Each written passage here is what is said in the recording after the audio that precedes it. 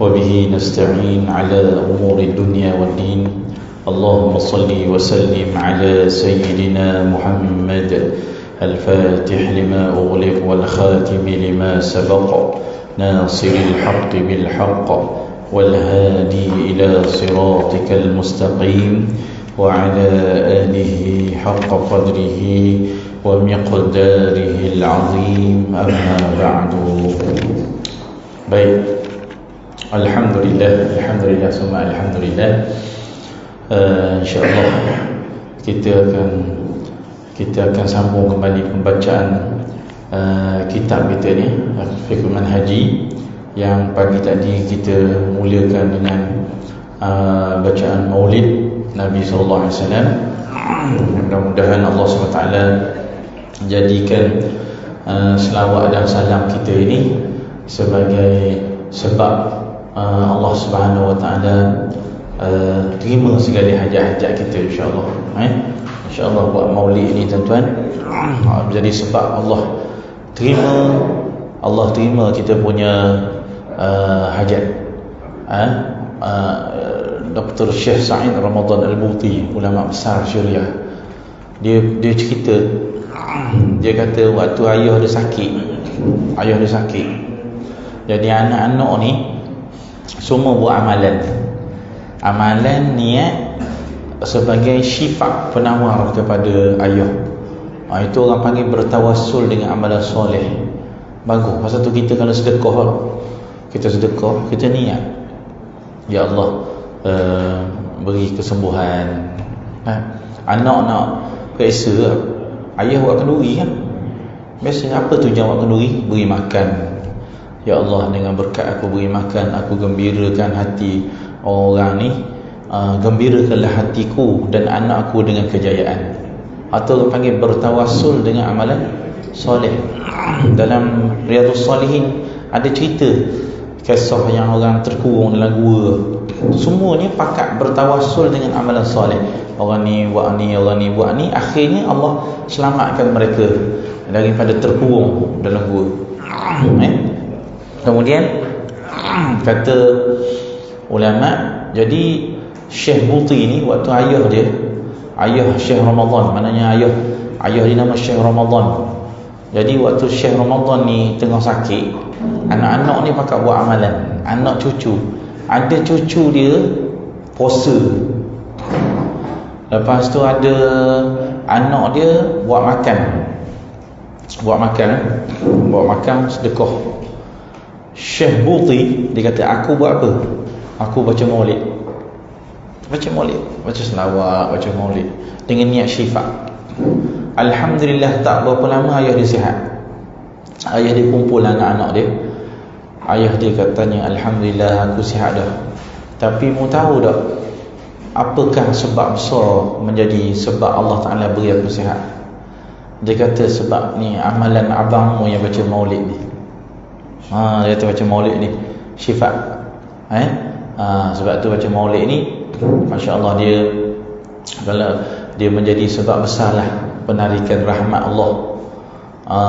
Pasal kita berselawat tadi lah, setiap satu selawat rahmat Allah. Setiap kali selawat, Allah tu rahmat. Jadi minta rahmat melalui selawat. Dalam kitab Syaraful Anam, dia cerita ada satu pasangan suami isteri Yahudi. Kitab Syaraful Anam, kitab maulid, tapi dalam tu ada cerita. Ada kata pasangan Yahudi duduk di Mesir, berjiran dengan orang Islam. Orang Islam ni selalu bila mari bulan Maulud buat maulid besar-besar, buat makan-makan. Dia ni Yahudi ni, pasangan suami isteri, dia tanya untuk lelaki dia, perempuan Yahudi. Dia kata orang tu dia buat benda setiap tahun dia buat. Bila dia mula maulidnya dia buat. Dia orang buat benda tu. Suami dia kata dia duk besar ke Nabi dia lah.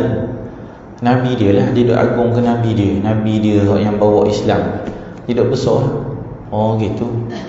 Lepas tu malam tu dia tidur, pasangan suami isteri tidur. Si isteri ni mimpi. Dia duduk dekat satu kawasan, dalam tu ada masjid.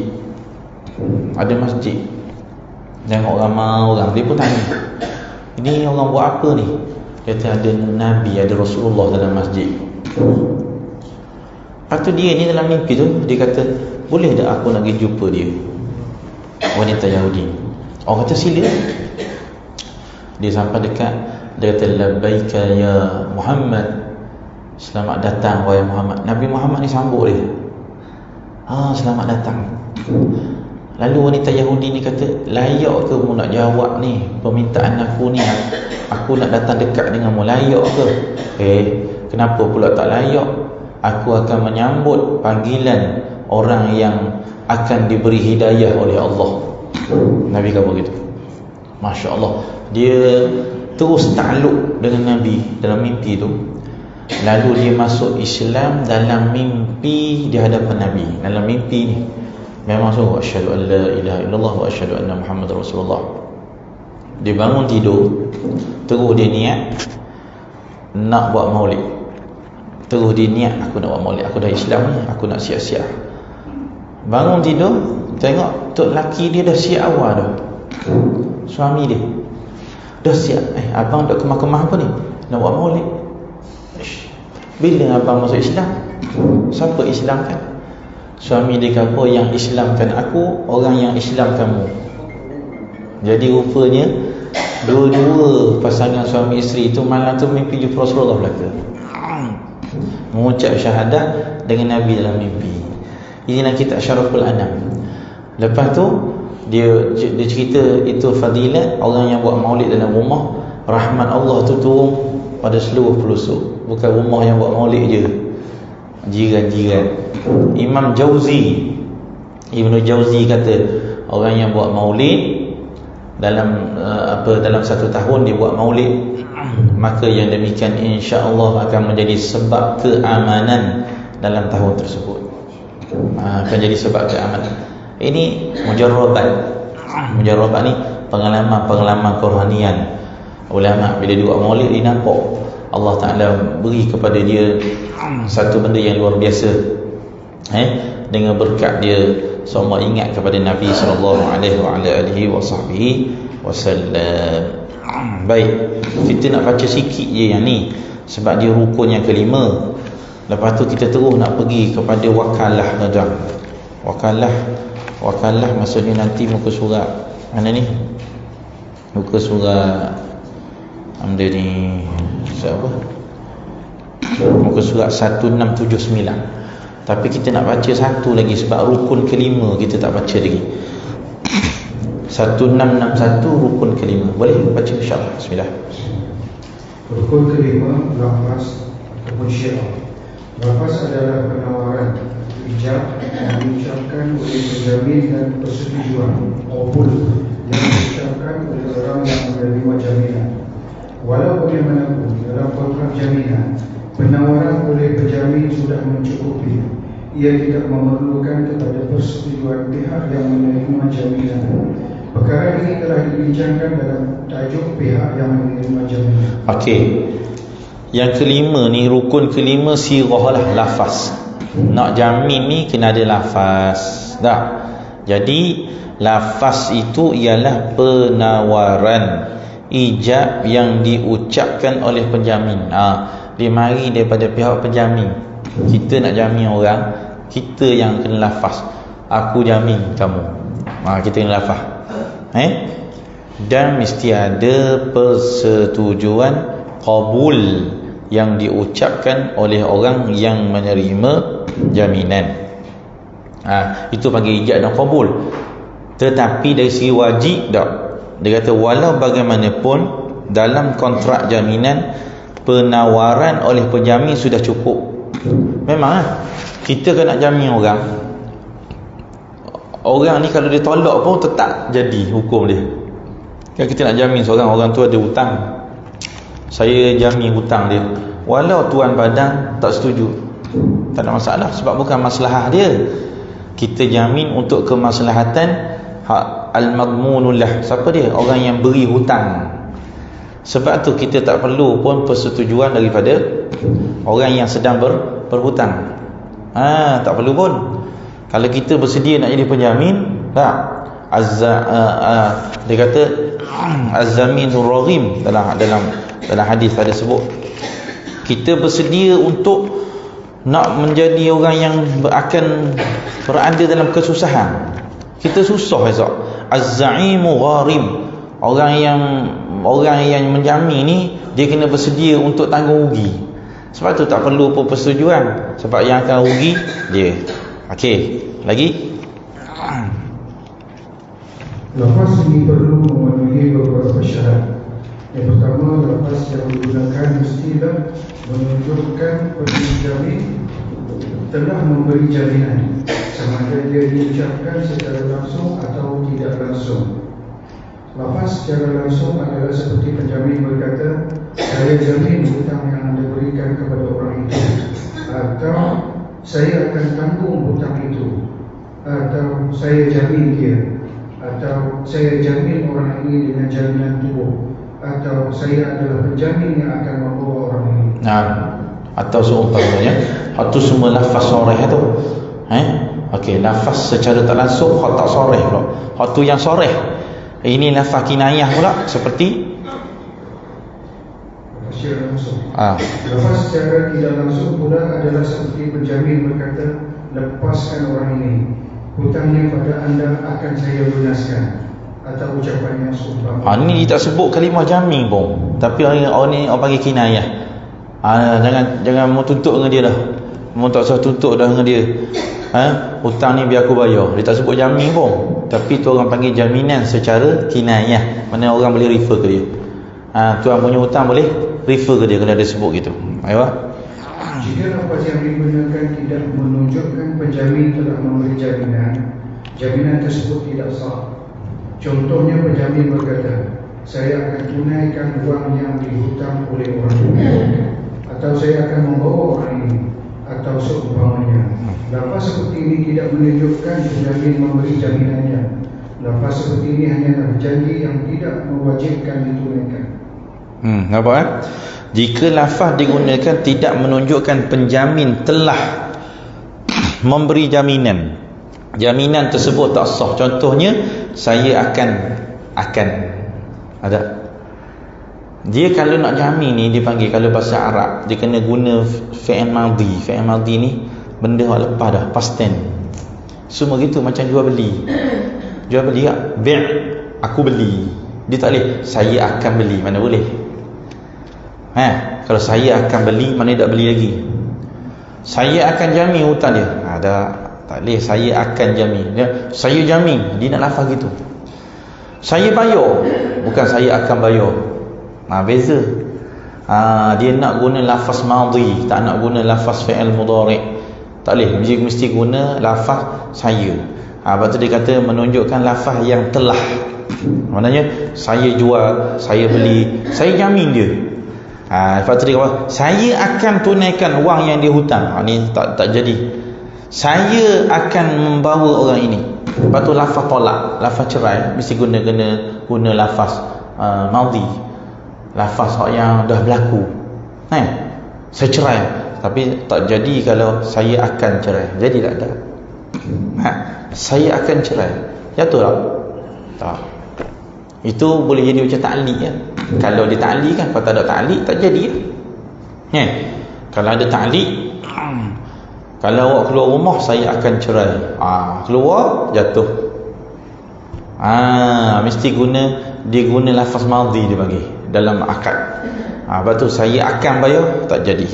Kecuali bila ucapan tersebut disertakan dengan tindakan yang menunjukkan jaminan. Contohnya, apabila penjamin melihat penghutang mahu menahan penghutang, penjamin berkata, saya akan bayar hutangnya kepada anda. Ucapan beserta tindakan ini menunjukkan ucapan penjamin merujuk kepada jaminan. Seolah-olah penjamin berkata, saya adalah penjaminan, lepaskannya dan janganlah. Baik. Kecuali jika ucapan tersebut, hak akan ni disertakan dengan tindakan yang menunjukkan jaminan.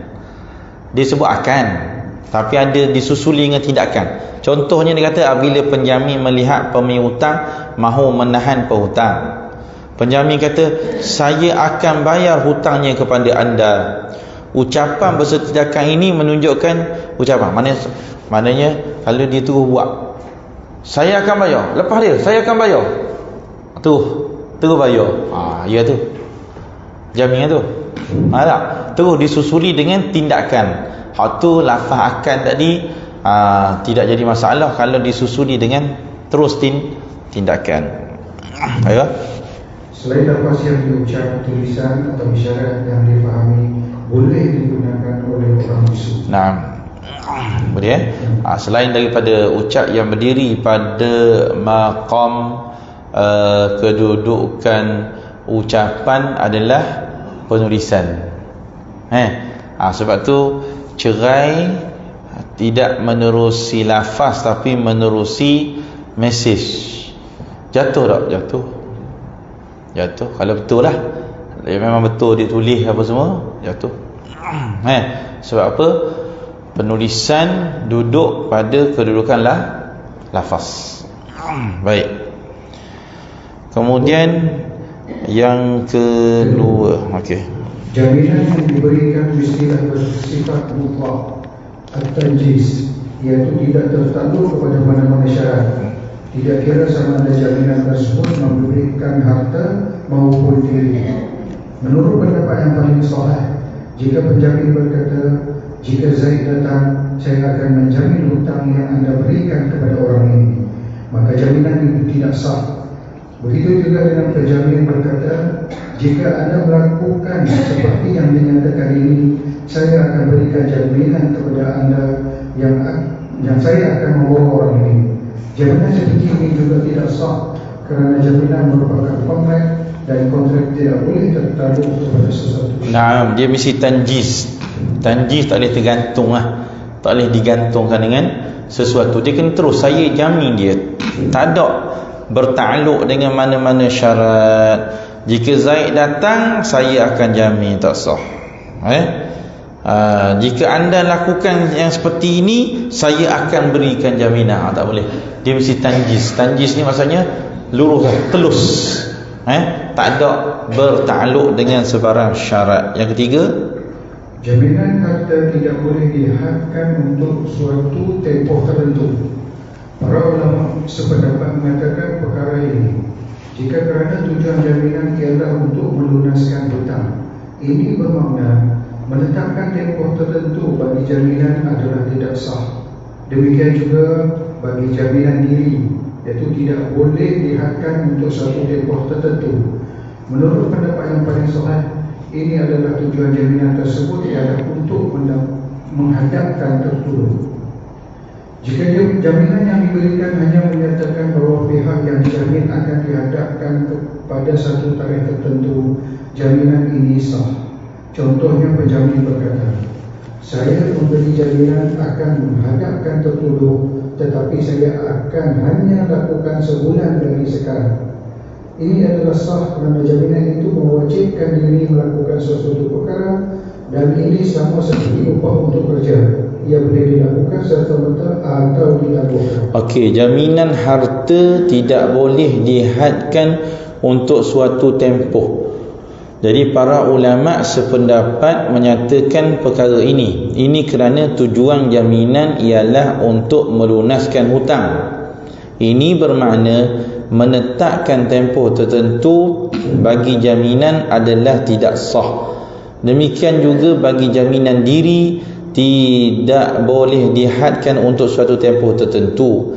Menurut pendapat yang paling sahih, ini kerana tujuan jaminan tersebut ialah untuk menghadapkan tertuduh. Maksudnya dia tak boleh muakkad, dia tak boleh bertempoh lah.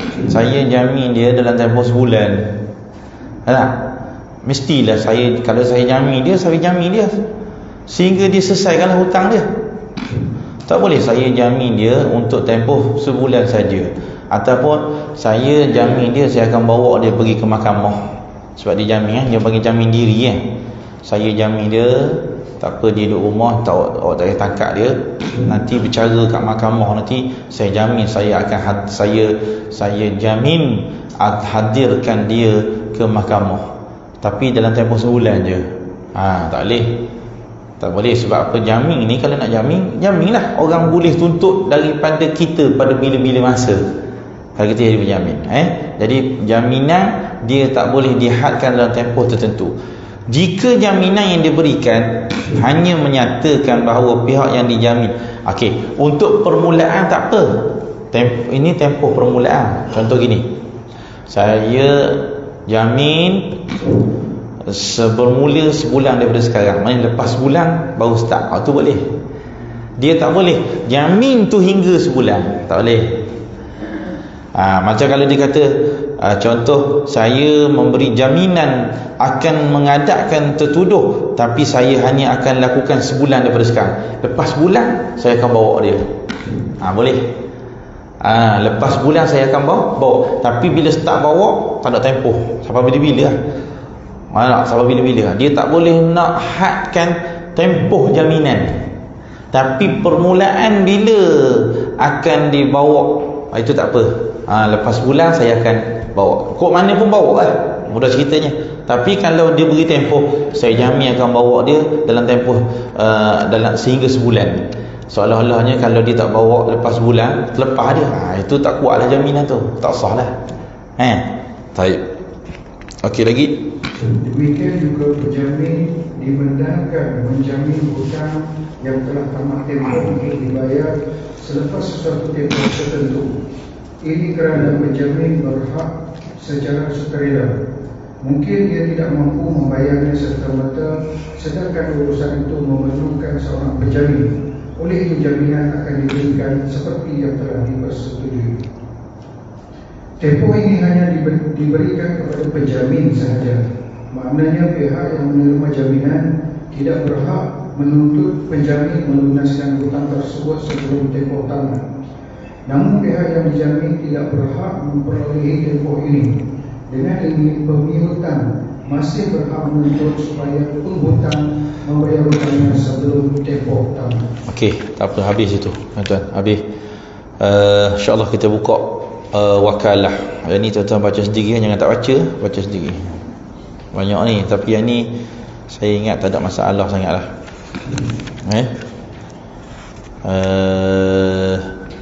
Bab wakalah, kita nak baca bab perwakilan. Wakil ni banyak sabit dalam hidup kita. Tuan-tuan, waktu tuan-tuan mewakilkan orang untuk sembelih korban, tu wakil tak? Tuan-tuan bagi duit, kata imam, ni duit saya 750 untuk imam membeli satu bahagian korban untuk saya. Wakil. Itu panggil wakil. Banyak hukum bersabit dengan wakil. Tak? Saya wakilkan tuan untuk gini, saya wakilkan. Ni duit kan, saya wakilkan awak tolong beli baju nak pergi Thailand ya. Ni duit saya wakilkan awak tolong beli baju kat Thailand, baju murah kat Thailand. Tak? Saya wakilkan awak. Wakil. Tu wakalah. Banyak wakalah ni dalam hidup kita ni, dalam tak sedar tak. Tapi kita tak panggil wakil, kita duk main kirim. Betul, kirim pula pakai Helio pula. Terus saya kirim pakai Helio. Tolong beli tolong beli tu wakil lah. Tolong beli ke saya. Tu wakil. Dia jadi wakil kita untuk membeli sesuatu. Ini bab wakalah. Wakil dalam akad nikah. Kan wakil tu yang ayah yang ayah dia takut nak akad nikah. Ayah takut nak ijab, aku nikah. Ada ayah tak berani ketar tangan dia, tak berani. Dia pun wakil kepada wali hakim. Wakil bukan wali hakim boleh nikah anak kita. Ni anak kita, bukan wali hakim. Tapi wali hakim nikah, aku nikahkan dikau nama sekian-sekian, berwakil walikan ayahnya kepadaku. Nampak? Berwakil walikan ayahnya kepada aku. Siapa cakap? Wali hakim. Boleh? Ayah tak boleh. Kata ayah tak mau suruh wali hakim. Ayah nak suruh seseorang, boleh. Biasa wali hakim okey je. Ada itu abang saya, Dia takut nak apa, nak nikah, nak ijab kan. Nikah berani, nak nikah ke orang tak berani. Kalau terima senang je, aku terima nikahnya, senang. Nak aku nikahkan di kau, tak berani. Dia wakil saya, jadi dia wakil ke adik saya ke wali, sebab wali anak dia. Saya nikahkan anak saudara saya lah, tapi berwakil wali lah. Aku nikahkan di kau dengan nama sekian-sekian, berwakil walikan ayahnya kepadaku dengan mas kahwinnya RM22.5 tunai. Maksudnya wakil disaksikan oleh wali hakim. Wali hakim ni sebagai untuk nak menguruskan lah dari segi prosedur, nak daftar, nak apa, itu wakil lah. Boleh wakil. Hak yang kita nak buat korban luar negara, wakil lah tu, wakil lah. Banyak sabit hukum wakalah ni. Yang kita baca wakalah ni, apa terma dan syarat wakalah ni. Baik, bismillah. Bismillahirrahmanirrahim. Wakalah surah 116. Ta'rif dalam bahasa Arab, wakalah ataupun wikalah merujuk kepada beberapa makna. Antaranya yang pertama penjagaan. Contohnya firman Allah Ta'ala, Hasbunallah wa ni'mal wakil, yang mencukupkan kami dengan pertolongan, rezeki dan sebagainya adalah Allah. Dia sebaik-baik yang diserahkan kepadanya segala urusan, dan kami yang menjaganya bagi kami. Itu makna dari segi bahasa Arab. Wakil, wakalah ni salah satunya penjaga. Ni ada ayat dia guna perkataan wakil, tapi bukan makna wakil kita, penjaga. Ada hasbunallah wa ni'mal wakil, maksudnya mencukupilah kami ni Allah, wa ni'mal wakil, dan dialah sebaik-baik yang menjaga. Tu wakil dengan makna jaga. Ada wakil makna jaga. Ayo. Yang kedua, yang surah itu kan banyak orang amanah jadi apa tu macam zikir. Zikir, betul. Hasbunallah wa ni'mal wakil, ni'mal maula wa ni'mal nasir. Itu ayat Quran. Hasbunallah wa ni'mal wakil, ni'mal maula wa ni'mal nasir. Naam. Yang kedua, pasrah. Contohnya firman Allah Ta'ala, tawakkal 'ala Allah, tawakkallah kepada Allah. Itu kadang-kadang dengan makna serah ataupun pasrah. Wa tawakkal, bertawakallah pada Allah, berpasrahlah pada Allah. Itu boleh kadang-kadang wakalah ni dengan makna adalah dengan makna pasrah, serah. Aywa, maksud ayat ini ialah serahkan segala urusan kepada Allah SWT. Naam. Maksud wakalah menurut ulama fiqh ialah penyerahan sesuatu kerja yang perlu dilakukan dan tidak boleh diwakilkan kepada pihak lain menggunakan lafaz tertentu untuk dan boleh dan boleh diwakilkan kepada pihak lain menggunakan lafaz untuk melaksanakan tempoh hayatnya. Okey, ini definisi. Apa wakalah menurut fiqh? Ini definisi dari segi fiqh pula, dari segi syarak, istilah. Dia kata wakalah itu penyerahan sesuatu kerja yang perlu dilakukan dan boleh diwakilkan kepada pihak lain dengan menggunakan lafaz tertentu untuk dilaksanakan dalam tempoh hayat. Ini kalau kita pecahkan definisi ni, banyak hukum yang boleh kita bezakan antara wakalah dengan benda lain. Contoh dia kata wakalah ini penyerahan, tafwidu syakhsin ma lahu fi'lah, menyerahkan sesuatu apa yang boleh, kerja yang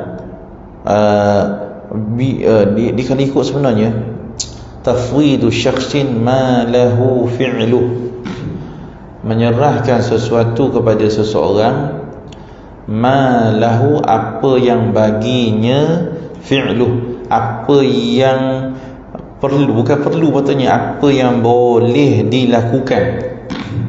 Apa yang boleh dilakukan. Maknanya kita serahkan wakalah ini kepada seseorang yang kita, kalau kita sendiri memang kita boleh beli pun. Mana boleh kita wakilkan seorang yang kita sendiri pun tak boleh buat. Faham tak Ustaz? Contohnya gini, tuan-tuan nak wakilkan orang untuk nikahkan anak orang lain, dia sendiri kalau buat pun tak boleh, apatah lagi untuk nikahkan. Faham tak? Contohnya, ada satu orang dia anak tu sebenarnya bukan anak betul dia. Maksudnya anak zina. Maksudnya waktu dia kahwin dengan perempuan tu, perempuan tu dia dah mengandung anak yang tidak sah taraf lah. Bila anak yang tidak sah taraf, ayah ni tak jadi wali. Mana boleh jadi wali? Okey, baik. Macam mana dia nak wakilkan wali hakim kalau dia sendiri pun tak boleh? Sebab tu malahu fi'lu, apa yang dia sendiri boleh. Kalau dia nak nikahkan boleh tak? Boleh. Maka dia boleh untuk wakilkan. Tu kaedah dia. Kalau awak sendiri tak boleh, macam anak tadi lah cerita, anak yang tidak sah taraf. Walaupun lelaki itu sendiri dia sendiri yang berkahwin dengan wanita itu, wanita yang dia telah zina itu, dia kahwin dengan wanita tu juga. Tapi sewaktu kahwin tu sebenarnya wanita tu memang dah sah, dah yakin dah bahawa dia sedang mengandung anak yang tidak sah taraf. Jadi ayah tu tak panggil ayah nasab. Kalau kuat pun boleh panggil jadi mahram, bukan sebab nasab, mungkin sebab susuan. Yang kedua, ataupun dengan sebab perkahwinan. Apa? Iaitu seseorang yang berkahwin dengan ibunya. Betul tak? Anak yang bila dia tahu mana-mana lelaki yang kahwin dengan mak dia, maka lelaki tu akan jadi ayah tiri buat selama-lamanya. Mahram dari segi sudut tu lah. Tapi mahram dari segi sudut itu tidak membenarkan untuk seorang lelaki itu untuk menikahkan. Tak, wali mesti wali nasab, tak boleh wali susuan. Mana boleh. Jadi sekarang ni dia tak boleh wakil. Ada setengah orang dia tahu dia tak boleh, tapi dia wakil. Wali hakim, saya wakilkan wali hakim untuk nikahkan anak saya. Wali hakim terima, jadi tak sah wakalah tu. Sebab wali hakim akan cakap begini, aku nikahkan kau dengan fulanah binti fulanah, berwakil walikan bapa dia kepada aku. Salah, sebab tu bukan bapa. Sebab tu syarat wakalah mesti kalau kita macam beli, kita nak wakil orang suruh beli, kita sendiri sah tak beli? Sah tak sah? Sah. Baru boleh wakil. Wakil. Kita sendiri kalau beli pun sah. Kalau budak kecil contohnya, budak kecil kan tak sah jual beli tak? Boleh tak budak kecil wakilkan orang untuk beli bagi pihak dia? Tak boleh, sebab dia sendiri pun tak boleh. Orang dalam ihram kan tak boleh menikahkan orang dan juga tidak boleh menikah. Betul tak? Orang dalam ihram nikah ke orang tak boleh, dan menikah untuk diri sendiri pun tak boleh. Tapi boleh tak? Ayah dia dalam ihram dekat Mekah, dalam ihram, masih dalam ihram, tak halal lagi. Dia boleh pergi telefon orang kat Malaysia, saya wakilkan awak untuk menikahkan anak saya. Boleh tak? Boleh tak dia? Tak boleh, sebab dia sendiri pun tidak boleh buat. Maka dia juga tidak boleh untuk wakilkan. Lepas tu dia kata tafwidu syakhs, mewakilkan seseorang apa yang bagi orang yang mewakilkan tu boleh buat. Dia boleh buat, maka dia mesti boleh mewakilkan. Kalau dia sendiri tak boleh buat, maka dia sendiri tidak boleh mewakilkan. Tu hukum dia. Lepas tu mimma yaqbalun niyabah, sesuatu benda yang boleh diwakilkan lah. Benda yang boleh diwakil pun boleh wakil. Ada benda tak boleh wakil. Tak boleh macam sembahyang. Okey, sembahyang kita boleh sembahyang, betul tak? Boleh tak wakil orang sembahyang? Saya tak layak sembahyang asar ni, ya Allah. Wakilkan awak boleh tak? Tak boleh. Tadi ustaz kata apa sahaja yang kita boleh buat, kita boleh wakilkan. Betul tak? Saya boleh sembahyang asar, tapi saya nak wakil. Boleh wakil saya bertemu dengan Allah sebab nak sembahyang asar?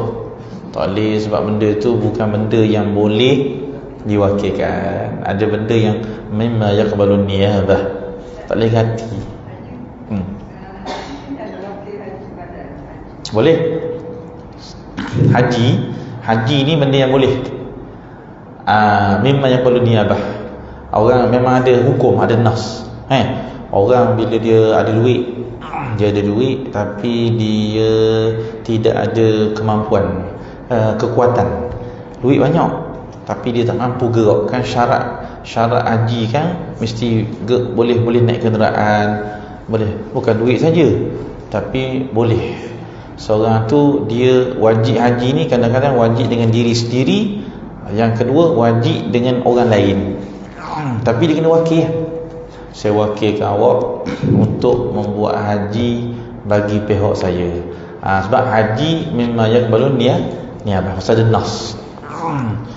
Semayang tak boleh, puasa tak boleh.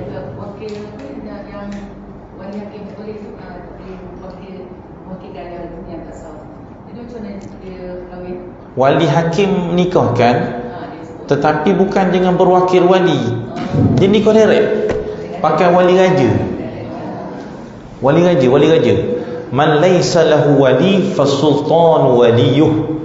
Siapa yang tidak ada wali, maka rajalah walinya. Allah Ta'ala tentu dah raja pula, mana ada masa raja nak nikah. Jadi raja pun telah wakilkan wakil. Dia panggil, sebab tu dia panggil wali hakim. Wali hakim yang soalannya pengganti kepada hakim. So wali hakim. Sebab tu di Johor ni mungkin masya-Allah orang zaman dulu mufti dia ni orang-orang alim yang peka. Dia semua wali hakim, dia tak panggil wali hakim, dia panggil naib qadi, pembantu qadi. Kenapa dia tak panggil wali hakim? Sebab wali hakim ini hanyalah apabila pernikahan tu ada isu wanita yang tidak ada wali, baru panggil wali hakim. Sebab kalau wali hakim ni, ini mesti orang perempuan ni tak ada wali. Yang bahagian nak menguruskan pernikahan yang biasa, yang standard ni, dia panggil naib qadi. Johor naib qadi, maknanya ramai naib qadi daerah, tapi ramai dalam daerah tu naib qadi. Siapa dia? Orang yang telah diberi tauliah untuk menikahkan orang. Jadi kalau yang menikahkan kita tu naib qadi, maknanya molek lah tu. Kalau sebut siapa menikah? Wali hakim. Ni masalah ni. Kita ni semua wali hakim belaka. Semua masalah belaka lah. Tapi istilah. Tapi istilah tu betul. Sebab bila hakim akan nikah kan? Bila wanita tak ada wali. Kalau wanita tak ada wali, kenapa pula pakai wali hakim? Itu ayah dia lah. Siapa yang nak ngurus? Orang tak panggil wali hakim lah. Yang mengurus tu dipanggil sebagai naib qadi. Johor dia istilah naib qadi, pasal dia nak elokkan sultan yang menikahkan, nak pakai kuasa sultan tadi kan. Itu sultan akan menikahkan, ada beberapa golongan yang masalah. Contohnya tadi lah, orang yang tidak ada wali, ataupun wali dia fasik, gitulah, dia akan pergi kepada kuasa raja. Baik. Lepas tu ini berlaku apabila seseorang menyerahkan sesuatu urusan yang satu lagi tadi, liyaf'alahu fi hayatih, supaya dia dapat buat wakalah itu. Bila kita wakil seorang, orang tu akan buat ketika kita masih hidup. Tapi kalau tuan-tuan wakilkan seseorang supaya orang tu lakukan apa yang tuan-tuan wakil itu selepas mati, itu orang tak panggil wakalah. Panggil apa? Wasiat. Panggil wasiat. Saya wakilkan awak supaya awak bagi duit ni selepas saya mati. Itu tak panggil wakil, dia panggil wasiat. Wakil ketika hidup, ada benda yang kita wakilkan dia supaya dia buat ketika kita masih hidup. Itu panggil wakalah. Hak satu lagi, kalau bila orang tu akan tunaikan perintah kita ni selepas kita mati, tu wasiat tu. Tu wasiat. Ini semasa hidup. Okey. Lagi? Ini apabila seseorang menyerahkan sesuatu urusan yang pada dasarnya boleh diuruskannya sendiri kepada orang lain, supaya orang tersebut menguruskannya bagi pihaknya ketika dia masih hidup, iaitu ketika pewakil masih hidup. Sebab tu saya kata terjemahan tadi macam tak tepat. Itu maksud dia. Nampak tak? Dia tulis terjemahan tadi, sesuatu kerja yang perlu dilakukan, bukan perlu, sesuatu kerja yang boleh. Maksudnya kita nak wakil ni suatu kerja yang kalau kita buat sendiri boleh, maka bolehlah wakil pada orang. Gitu. Dia bila dia syarah betul, baru betul. Sesuatu urusan yang pada dasarnya boleh diuruskannya sendiri. Boleh, saya boleh membeli, saya boleh menjual. Kalau nak akad nikah, saya boleh akad nikahkan anak saya. Boleh, maka boleh nak wakilkan orang. Boleh. Ayo. Tetapi dengan syarat urusan ini mestilah boleh diwakilkan. Tarikh ini akan lebih mudah difahami apabila kita membincangkan secara lebih mendalam tentang hukum, syarat serta hukum akad yang berkaitan dengan perwakilan. Baik, terus. Kesahihan menurut syarat. Kontrak perwakilan digunakan oleh syarat ini dinyatakan oleh Al-Quran, Sunnah dan disokong oleh ijma' ulama. Daripada Al-Quran, firman Allah Ta'ala, A'udzubillahi minasyaitonir rajim, wa in khiftum shiqaqa bainihima fabtasu hakaman min ahlihi wa hakaman min ahliha. Jika kamu bimbangkan dan mengetahui berlakunya pertelagahan di antara suami isteri itu, maka lantiklah orang tengah untuk mendamaikan mereka, iaitu seorang daripada ahli keluarga lelaki dan seorang daripada keluarga perempuan. Baik.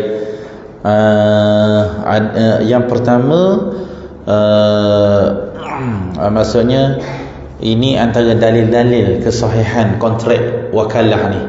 Yang pertama adalah firman Allah Subhanahu wa taala, wa in khiftum shiqaqa bainihima fab'athu hakaman min ahlihi wa hakaman min ahliha. Jika kamu bimbang dan mengetahui berlakunya pertelagahan di antara suami isteri, maka lantiklah orang tengah untuk mendamaikan mereka, iaitu seorang daripada keluarga lelaki dan seorang lagi daripada keluarga perempuan. Kena ada gitu tuan-tuan. Kalau kita tahulah sekarang ni dia orang dah tak ada sesat, mesti jika kamu bimbang mana sekarang ni kamu dah memang yakin dia orang ni tak boleh selesai sama-sama dia laki bini ni. Dah, selagi boleh selesai, kamu tak bimbang, kamu tahu dia orang boleh handle, jangan masuk campur. Biasanya punah rumah tangga ni pasal campur tangan lah. Mak mentua campur tangan. Tak? Cuma mak mentua sini baik-baik belaka ni. Jangan campur hal anak-anak. Kalau suami dia boleh handle, jangan mak jadi tambah petrol. Dah terbakar dah, tambah lagi. Jangan sentuh. Biarkan dia ni bawa suami dia. InsyaAllah suami dia pandai. Saya boleh handle insyaAllah. Biasa. So, laki bini balah ni biasa. Tapi bila diketahui oleh keluarga, jadi kuah teruk. Bukan jadi kuah molek, jadi kuah teruk. Jadi timbul dia pun, suami pun rasa malu. Bila isteri dia cerita, dia semalu dia, menunjukkan dia ni suami yang tak elok. Sebab tu rahsia tu penting. Kerahsiaan antara suami dan isteri penting, kerahsiaan ni penting. Sehingga dia ada pasang surut dia. Pasang surut dah. Memang hari ni nampak Allah sakit jiwa dah. Biasa molek pula. Biasa lah. Bawa pergi patah sekejap, bawa beli coconut shake. Terus jadi sesejuk coconut shake dah hati dia. Bawa pergi jalan sikit, bawa pergi kedai mah tu, tak jadi macam semalam dah. Oh, jadi molek pula dah. Sekejap je muqallibal qulub, yang wahai yang membolak-balikkan hati. Dia panggil pasang surut. Tapi kalau masuk campur, habis dia jadi kau pucat. Biar dulu. Tapi wa in khiftum, jika kamu dah benar-benar yakin, tahu tak boleh lah ni, teruk ni, fab'athu hakaman min ahlihi wa hakaman min ahliha. Utuskan, kena ada wakil, seorang daripada pihak keluarga perempuan, seorang daripada pihak keluarga lelaki, mari bincang. Kena gitu. Maknanya perceraian bukan jalan dia. Bincang dulu daripada keluarga lelaki, daripada keluarga perempuan. Macam tak boleh ambil satu keluarga je, mari sini keluarga, mari kita bincang. Kadang-kadang bila kelemahan lelaki tu, yang paling layak untuk beri nasihat adalah mak lelaki tu. Kan memang ada gitu tak? Lelaki ni tak makan samang, kecuali mak dia nasihat, boleh kendor lelaki tu. Kadang perempuan dia tak dengar nasihat suami dia, apatah lagi keluarga suami dia. Tapi kalau ayah dia cakap, jadi seorang min ahli wa hakama min ahliha. Ini ayat yang menunjukkan bahawa kontrak wakalah ni ada wujud. Baik, apabila berlaku pergaduhan antara suami isteri dan tiada jalan penyelesaian dicapai, maka dua orang akan dilantik sebagai wakil kepada mereka dan akan menilai masalah mereka. Walaupun nas ini khusus dalam urusan suami isteri, namun ia secara jelas menunjukkan kesahihan wakil. Perkara ini juga boleh dilihat dari firman Allah Ta'ala, fab'athu ahadakum biwariqikum hadhihi ila al-Madinah falyanzur ayyuha azka ta'ama falyatikum birizqin min. Maka utuslah salah seorang daripada kamu membawa perak kamu ini ke bandar, lalu hendaklah dia melihat manakah makanan yang lebih baik lagi halal, yakni yang dijual di situ bagi kamu, maka hendaklah dia membawa untuk kamu sedikit rezeki daripada. Ini dalam surah Al-Kahfi. Ashabul Kahfi, lepas dia orang dah duduk dalam gua dekat 300 tahun duduk dalam gua, dia tiba sedar. Bila sedar, dia pun ada tinggal kepingan emas. Kepingan emas ni dia ada lagi dengan dia. Dia kata fab'athu ahadakum, utuskanlah salah seorang daripada kita ni, biwarikikum hadha. Biwarik maknanya dengan kepingan wang perak, maksudnya emas dan perak lah. Falyanzur ila al-Madinah, pergi ke bandar. Falyanzur ayyuha azka ta'ama, dan tengoklah di sana yang mana makanan yang lebih halal. Ni almarhum siapa dia ni, Al-Habib Abu Bakar Al-Adni ni pakar fiqh tahawulan, fiqh akhir zaman. Dia kata cuba perhati ni ayat ini surah Al-Kahfi kan surah yang kita diminta selalu baca sebagai pelindung kepada Dajjal. Menghadapi fitnah akhir zaman, kena baca surah Al-Kahfi kan. Bukan baca saja, kalau kita perhati surah Al-Kahfi ni, dia kata banyak. Salah satu selalu anak murid dia baca ayat ni. Dia kata waktu dia orang bangun, dia orang ni kan Ashabul Kahfi, asalnya dia lari daripada raja zalim, maknanya kerajaan yang zalim, penduduk yang zalim, orang pelaku maksiat. Jadi dia lari duduk dalam gua tu. Bila dia bangun selepas 300 tahun, dia pertama sekali dia dapat keluarkan kepingan perak. Dia kata pentingnya hidup ini jangan hanya simpan kertas, kena simpan. Nampak 300 tahun boleh pakai lagi. Dia kata Macam mana mendepani cabaran akhir zaman? Kena ada simpan nukud, simpan bukan mata wang, simpan juga emas dan juga perak. Yang walau hidup zaman mana pun, insya-Allah. Ringgit ni tuan-tuan, sekelip mata je. Kalau esok harga RM100 itu jadi RM1 pun boleh. Betul tak? Macam sekarang ni, sekejap naik. Yaman saya pergi tu tak, $100 $90,000 $100. Dulu zaman saya belajar $100 $20,000. Jauh mana? Dah jadi macam kita pernah, saya pergi ke Yaman itu musim-musim Covid tak, pegang duit 1,000 tu tak, dah jadi 1,000 tu dah jadi macam RM2 tuan-tuan. 1,000, duit 1,000 sekeping. Maknanya tak ada nilai. Kepingan kertas yang tak ada nilai. Oh sedap, bagi sumbangan 1,000. Masya Allah, kaya tu. 1,000 budak-budak kopo ni 1,000 sebab bawa RM2. Berasa hebat lah. 1,000 kertas, duit sekeping 1,000. Dulu $100 $20,000. 1,000 tu macam-macam benda boleh kita buat. Baru pergi baru ni, berapa tahu kertas. Jadi dia selalu sebut maksudnya emas tu. Lalu zaman mana pun, sebab sukatan segala benda tertumpu kepada emas. Benda lain boleh turun, boleh naik. Tiba-tiba je kalau kita simpan duit kertas tau, kalau tiba-tiba mari esok dia kata kami tidak mahu bermuamalat dengan ringgit, kita nak kata apa tuan-tuan? Kami tak nak pakai ringgit. Ringgit jadi macam daun kering. Boleh tak jadi gitu tuan? Apa tak boleh? Ringgit emas tak? Nampak 300 tahun. Dia kata bawa fab'asu ahadakum, utuskan salah seorang pada pergi beli, dia ambil duit ni. Kemudian yang kedua dia kata apa? Falyanzur ayyuha azka. Zaman kerajaan, zaman manusia, zaman fitnah, zaman manusia banyak diuji, zaman manusia ramai manusia yang fasik. Pertama sekali yang paling penting, makanan kena pastikan halal. Maknanya kenapa? Falyanzur ayyuha azka. Dipesan ke kawan dia, pergi beli makanan, tapi cuba tengok makanan yang azka.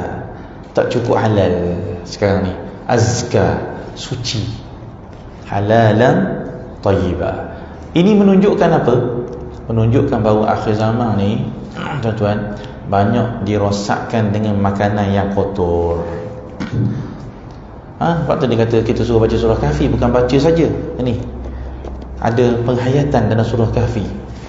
Maksudnya apa? Kenapa dia sebut falyanzur ayyuha azka? Dia tak kata suruh beli makanan.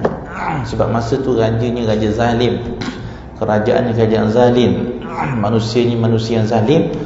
Maka yang paling keterkesan makanan. Sebab tu kita kena jaga makanan hari ni. Memang hari ni kena jaga azka. Tak cukup halal, tak cukup. Azka, suci. Tanam sayur sendiri, tanam gini sendiri, tanam. Saya mula sampai ke Hadramaut, dia ajak peluk kan. Sana tak ada benda tak terkesan kan. Yaman tak, syekh-syekh kata sini boleh peluk, sini tak ada corona, sini ada makrona je. Tak makrona yang buat yang makan dengan tu kan. Di sini tak ada corona, makrona banyak kan. Dia kata saya merasakan ni semua sebab makanan. Dia kata, macam mana kamu boleh ramai kena penyakit? Kami tak ada. Kami di sini semua benda kami makan sendiri. Semua tanam ni, sayur tanam. Setelah ada Habib tu dia beritahu kita, ini makanan kamu cek elok-elok. Dia kata, cek. Kenapa kamu ni cepat sangat kena penyakit? Teknologi kamu lagi baik. Dia orang tak ada apa-apa hidup. Makanan jaga. Makanan jaga. Dia takut mari nasihat-nasihat jahat ni dilalui makanan kita ni. Hantar sini daging import, ini sayur pun tak selamat dah. Sayur memang sayur, tapi sayur yang racun, tak selamat dah tuan-tuan. Sebab tu dalam ni kata falyanzur ayyuha azka ta'ama falyatikum birizqin min, maka hendaklah ia membawa untuk kamu sedikit rezeki daripadanya. Ni ayat ni tuan-tuan. Baik. Lepas tu dia kata apa? Dalam surah Kahfi, innahum fityatun amanu bi rabbihim, pemuda. Tu Habib Abu Bakar ni selalu susah, pemuda. Akhir zaman kena jaga orang muda. Orang muda kena jaga. Orang rosak ini orang muda, tuan-tuan. Orang muda. Sekarang ni kat Kuala Lumpur kita tak nampak ni, kita nampak baik belaka ni lah. Kita ni nampak semua solehah belaka. Tuan tahu tak kat Kuala Lumpur tu konsert hampir setiap hari. Konsert orang-orang luar. Konsert orang pergi konsert malam 5 pagi, anak-anak muda kita dah kumpul lah. Yang bertudung ke, yang bertudung kelawar, yang bertudung apa benda, semua berebut ni. Tertinggal penyanyi kan masuk. Penyanyi tu yang kafir, dah kafir, LGBT, membawa mesej LGBT, tertinggal botol air dia minum. Botol tu orang ambil dijual 1,200. Berebut tabarruk, ambil berkat kafir 1,200. Kalau jumpa tok guru ulama, tolong ni minum, bid'ah. Yang ni tak ada seorang pun bunyi kata bid'ah. Orang dahsyat tuan-tuan. Ni anak-anak muda. Kat mana kat puncak serangan bila anak-anak muda rosak. Innahum, tengok sini, anak muda seorang je, hak lain semua anak-anak tua. Anak muda seorang tuan. Ke mana perginya anak-anak tua? Anak-anak tua ramai, anak-anak muda. Tak, dia panggil pelajar lanjut usia. Tu ramai. Pak muda mana? Tak minat. Imam Haddad sebut dalam kitab peringatan umur-umur insan tu, Risalatul Idzikar, Imam Haddad sebut, dia suruh wala anak dah baligh yang masih muda, dia kata mak kena selalu nasihat, ayah kena nasihat walaupun dia dah baligh, kena nasihat, peringatkan balik apa yang kita didik dia sebelum dia baligh. Imam Haddad kata jangan lepas. Sebab halangan orang muda hari ni adalah cintakan, dia suka pada hiburan. Memang hati dia gitu. Sebab tu semua pujian dalam Quran, dalam hadis kepada pemuda. 7 golongan yang akan berada di bawah naungan arsy Allah, pemuda salah seorang. Wasyabun nasya'a fi ta'atillah, pemuda yang mentaati Allah. Payah nak cari pemuda yang habiskan masanya dengan mentaati Allah. Pemuda duk zikir, duk kuliah gini, mana ada pemuda tak? Mana ada, bukan gitu. Tapi pemuda kalau kita didik, mak ayah didik, jadi pemuda yang membesar dengan ketakutan pada Allah. Ada dalam satu hadis yang kita Imam Haddad dia kata ajiba rabbuka, Allah Tuhan kamu merasa begitu takjub kepada seorang pemuda yang la sabratalah, yang akal dia tidak pernah keliru, maknanya matang. Pemuda yang matang, pemuda yang tahu apa yang patut dia buat, apa yang patut dia tinggal. Ini pemuda. Jadi mak ayah ni tuan-tuan, rezekinya luas. Dia ni Allah Ta'ala, seolah kita sebagai ibu bapa ni ladang, ada satu ladang di hadapan kita yang sesuai kita nak tanam. Tak, hasilnya nanti Masya Allah, kita tinggal lagi nak ambil hasil. Kita didik anak kita baca Quran, memang letih. Tak, mak ni nak ajar anak baca Quran, letih baca Quran. Tapi berapa kali dia akan baca Fatihah sampai dia mati. Semua masuk kepada catatan amal guru ni yang pertama, mak lah. Madrasah ubuwah ni ayah dengan mak, tapi yang paling banyak dengan anak ni mak lah. Kadang-kadang mak malah ngajar anak, mujahadah lah, memang letih ngajar anak tuan-tuan. Anak kecil tak, muka surat ni apa, baca dah, baca ngajar dah, mukadam dah segi Iqra muka surat 3, dia nak alih muka surat 10 dah. Gitu sama, balas sama. Baru ya dah. Anak tak nak ni, nak ni. Dah nak kata kau ni. Bila nak pandai mujahadah. Tapi mak kalau dia fikir, ini saham besar aku ni, pelaburan besar ni. Kalau dia pandai baca Quran, berapa lama dia akan baca Quran. Barangkali anak kita ni mengajar, semua masuk dalam akaun murabbi dia yang pertama, mak. Kalau mak bentuk anak, lepas tu hari ni orang malah tahu atau ke nursery, dapat pahala ke banyak ke nursery, PT dapat, pahala pun dapat. Mak tak ada bahagian. Hari ni orang didik semua. Siapa yang jaga didik anak dia? Orang nursery, orang kat rumah. Tak ada. Mak tak ada bahagian. Mak tak ada bahagian didik. Lepas tu mak ni asal rumah mak ni, mak yang didik. Nak cari pahala. Apa saja kebaikan anak, semua akan masuk dalam buku catatan amal. Besok mak meninggal dah. Itulah au ilmin yuntafa'u bih, ilmu yang diambil manfaat. Itu dia. Ayuh kita mengajar, kita didik, kita ada daur dalam pembesaran anak kita ni. Kita ada peranan tarbiyah akhlak. Besar pahala kita, banyak pahala tuan-tuan. Tak habis pahala kita. Anak kita jadi orang molek, alhamdulillah. Ayuh ni senang, mak ayuh ni senang, anak dia jadi orang hebat. Banyak pahala. Sedia guru pertama yang anak dia jumpa lepas lahir adalah mak ayah dia, sebelum dia guru dengan orang lain. Baik. Jadi sebab tu penting tu. Okey lagi. Pengutusan salah seorang daripada kumpulan ini adalah serta yang mewakili kesemua anggota kumpulan. Demikian juga dengan firman Allah Taala, "Adhabu bi qamisi hadha fa'alquhu ala wajhi abi ya'ti basira." Yusuf berkata kepada saudara-saudaranya, "Pergilah atau pulanglah bersama bajuku ini, lalu campakkanlah dia ke atas muka ayahku. Pasti dia akan dapat melihat semula dengan izin Allah." Nabi Yusuf AS mewakilkan mereka supaya membawa baju dan disapukan ke muka bapanya. Al-Quran menceritakan perkara ini sebagai syariat sebelum ini, sebagaimana yang selalu disebut syariat sebelum ini bukan syariat kita. Idhabu biqamisi. Ini Nabi Allah Yusuf. Dia kata bawa baju ni, baju aku ni, fa'alquhu ala wajhi abi, campakkan atas muka ayah, ya'ti basira. Nabi Allah Yusuf cakap ni, cakap atas dasar apa? Baju tu sendiri boleh celekkan ayah dia ke?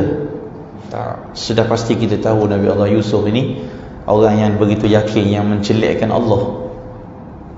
Tapi dia cakap gini, dia syirik ke? Tak. Sebab kita tahu apa i'tiqad pegangan Nabi Allah Yusuf. Hari ni orang tak terima ini. Ni isu-isu ni, isu istighasah, isu tawassul. Ada? Okay, minta dengan orang ni, syirik lah pasal awak minta. Banyak ayat dalam Quran, syirik ke Nabi Allah Yusuf ni? Tak syirik sebab kita tahu memang dia bercakap gitu, tapi pegangannya dia sudah pasti orang yang begitu yakin Allah lah yang bagi celek. Kita selalu sebut antara mukjizat Nabi Allah Isa boleh menghidupkan orang mati. Kita cakap Nabi Allah Isa dia boleh menghidupkan orang mati. Habis syirik ke cakap gitu? Zahirnya, tapi sudah pasti orang yang cakap gitu dia dah etikad dia kemah bahawa hakikat yang menghidupkan itu adalah Allah. Dan ni bila sebut gitu, madad ya Rasulullah, madad, takkan ada orang etikad menyatakan Nabi sendiri yang beri. Tak, melainkan itu adalah keberkatan Nabi. Hak yang tadi ada orang syirik yang selawat kita baca dia, ada orang tu syirik tak selawat kita baca. Selawat tafridiyah, dia kata syirik sebab apa tuan-tuan? Yang saya hantar dalam grup tak, tengok dia punya makna dia. Dia kata syirik, tuan-tuan baca banyak kali tadi, banyak syirik tau.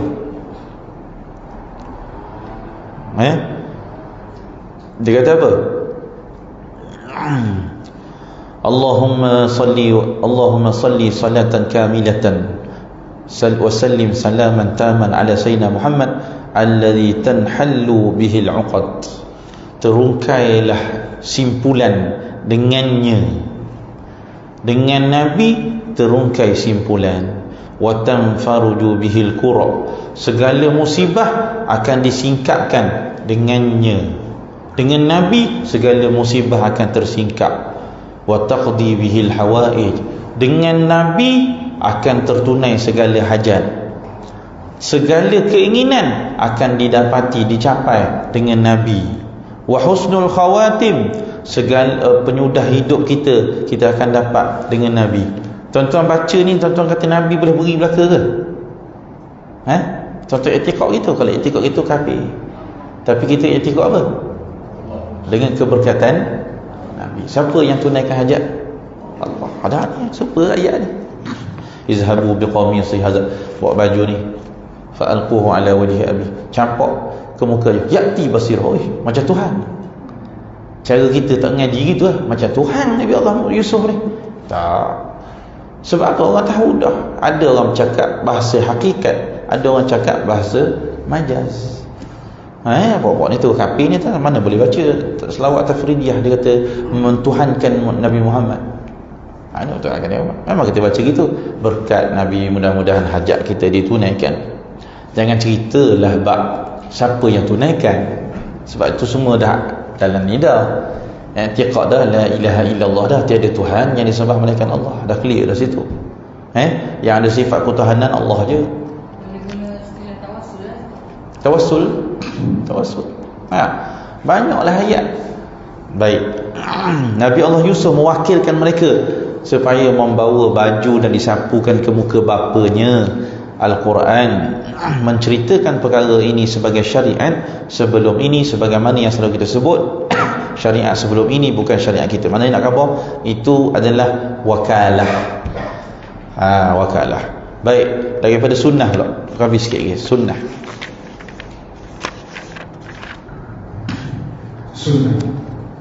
Terdapat banyak hadis yang menyentuh mengenai perkara ini. Contohnya, yang pertama, hadis yang diriwayatkan oleh para pengarang kitab sirah bahawasanya Rasulullah SAW telah melantik Amr bin Umayyah Ad-Damri radhiyallahu anhu sebagai wakil baginda dalam pernikahan baginda dengan Ummu Habibah Ramlah binti Abu Sufyan radhiyallahu anhu. Hadis Rafani radhiyallahu anhu berkas hamba Rasulullah SAW katanya, inna Rasulullah SAW tazawwaja Maimunah halalan wa bani biha halalan wa kuntu as-safira bainahuma. Sesungguhnya Rasulullah SAW telah mengahuli Maimunah dalam keadaan tidak berihram dan bersekutukan dengannya dalam keadaan tidak berihram. Saya adalah utusannya, yakni orang tengah yang menyesuaikan di antara mereka berdua. Nah, atau hadis mana dua contoh bahawa Rasulullah telah melantik, wakilkanlah Ammar bin Umayyah Ad-Damri radhiyallahu anhu sebagai wakil baginda dalam urusan pernikahannya dengan Ummu Habibah dan juga Ramlah binti Abu Sufyan radhiyallahu anhu. Siapa wakil juru cakap? Dia nanti Rasulullah lantik saya Ammar bin Umayyah. Lepas tu hadis Rafi' dia kata inna Rasulullah menikahi Maimunah halal, dia bukan dalam ihram. Wa bana biha, bersekedudukan dengan Maimunah dalam keadaan tak ihram. Wa kuntu safir bainahuma. Rafi' kata apa? Akulah orang tengah. Maknanya yang nak menguruskan pernikahan mereka tu akulah. Itu sama ni. Nak cerita kata wakil. Aywa hadis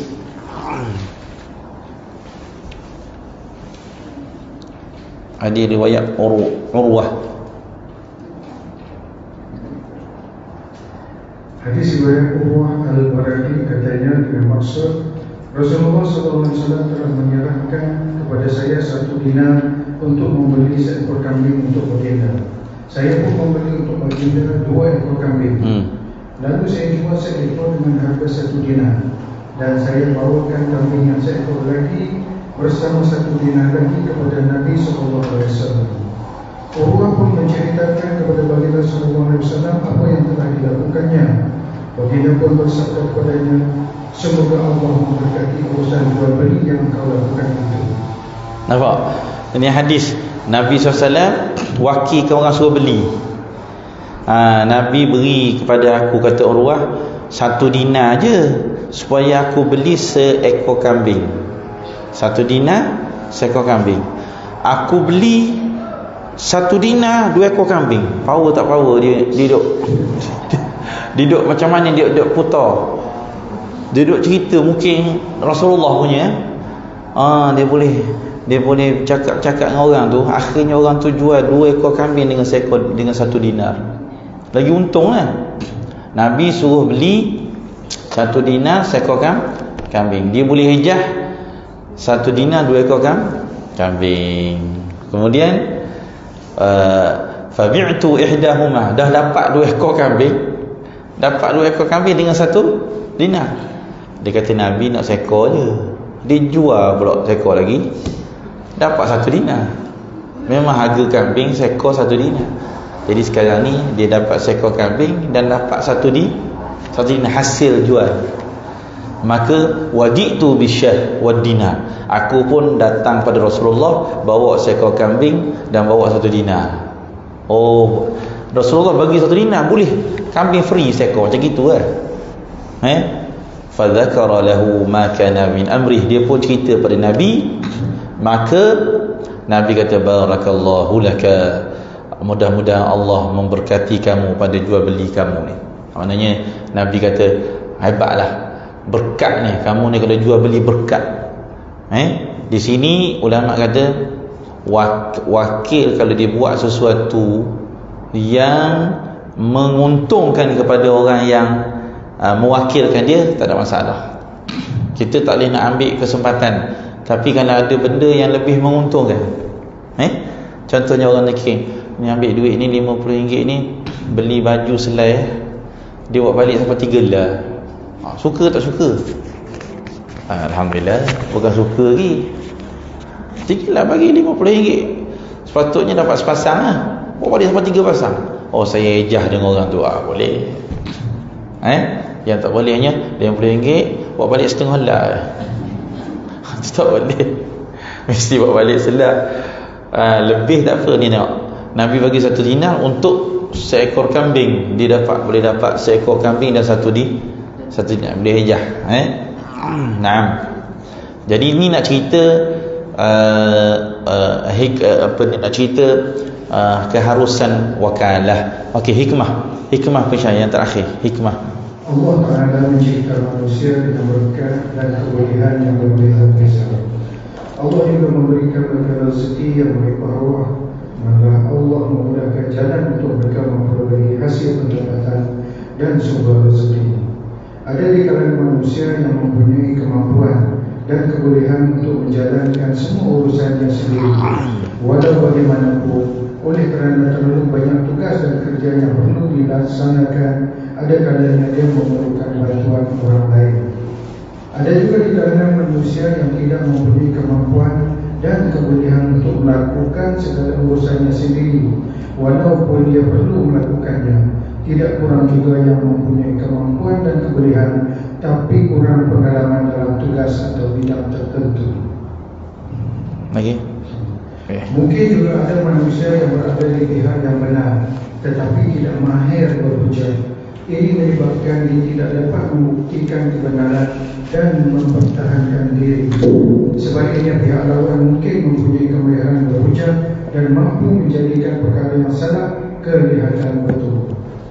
Atas semua faktor ini, kebanyakan manusia sedikit sebanyak memerlukan bantuan orang lain dan perlu mengambil kesempatan daripada pengalaman mereka. Oleh itu, melantik wakil adalah perlu untuk memenuhi keperluan manusia dan memudahkan urusan mereka. Amalan ini juga penting bagi meringankan beban mereka sesuai dengan peranan syariatullah. Firman Allah Ta'ala, wa ma ja'ala 'alaikum fid dini min haraj. Dia tidak menjadikan sebarang keberkatan dan susah payah ke atas kamu dalam perkara agama. Naam. Jadi itu hikmah dia. hikmah dia banyak lah. Tadi tak? Ada orang dia boleh buat tapi dia tak reti. Jadi bila ada hukum boleh wakil, alhamdulillah. Ada orang dia boleh beli tapi dia tak reti nak minta tawar. Dia wakil kok, sebab orang tu pakar minta tawar. Dia tak reti. Dia ya kalau beli RM10 RM10, RM20 ada orang dia reti tawar. Dia boleh kurang sampai RM4.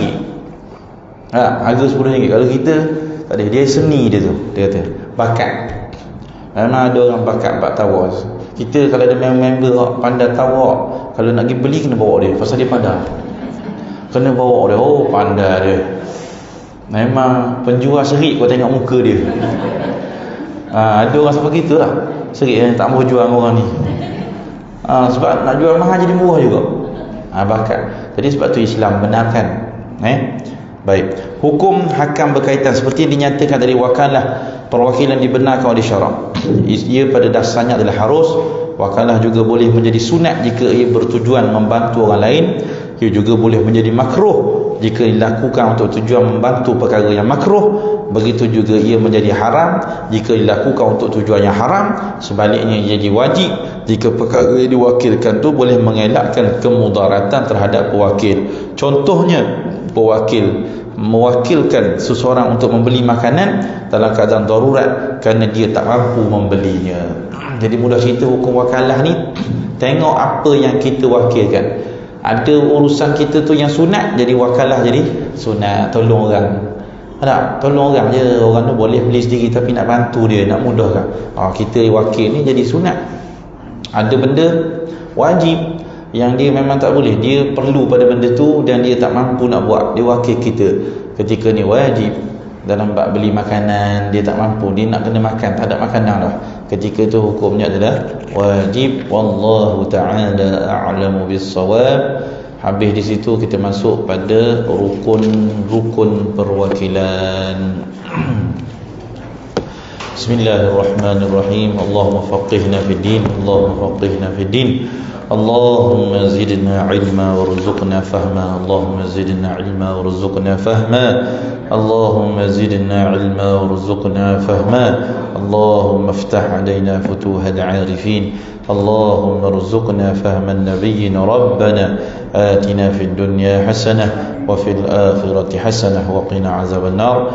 Wa sallallahu ala sayyidina Muhammad wa ala alihi wa sahbihi wasallam. Walhamdulillahi rabbil alamin.